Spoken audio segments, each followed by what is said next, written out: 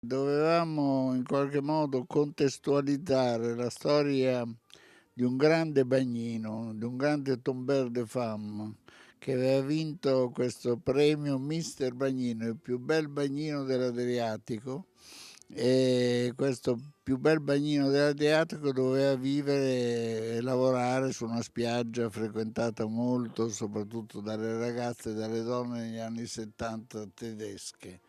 Ecco, allora in una specie di sondaggio abbiamo scoperto che Jesolo era quasi alla top. Per questo, da fine maggio per circa 3 settimane, il litorale veneziano sarà uno dei set del prossimo film di Pupi Avati. Il grande regista, che tra 2 giorni riceverà un altro premio alla carriera, ha già effettuato i sopralluoghi nella località sentendosi piacevolmente accolto, insieme al suo staff e alla Veneto Film Commission.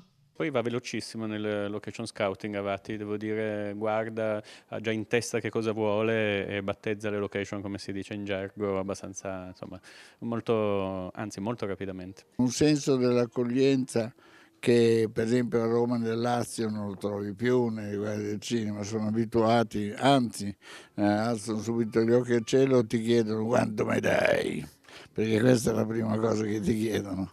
Qua nessuno ha parlato di niente, ha detto ci auguriamo che torniate, quindi era proprio l'atteggiamento opposto. Noi ci auguriamo che questo sia un film memorabile per la città. Abbiamo accolto il maestro Pupi Avati nel nostro territorio, ringraziamo anche Veneto Film Commission nella regione Veneto per credere insieme a noi a questo che può essere un nuovo filone per promuovere il nostro territorio, promuovere la nostra città e far conoscere al mondo quelle che sono le ricchezze del nostro territorio.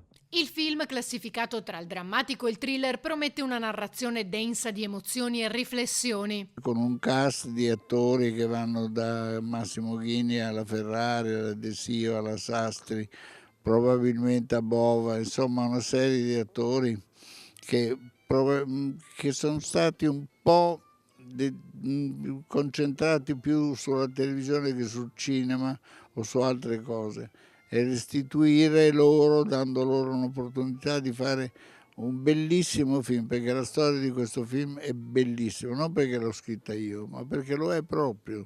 Protagonista un noto conduttore televisivo italiano che ha costruito la sua carriera su alleati fedeli e mosse di potere strategiche. Dietro il suo sorriso affascinante però si nasconde un passato travagliato e all'apice della fama farà un viaggio che cambierà tutto.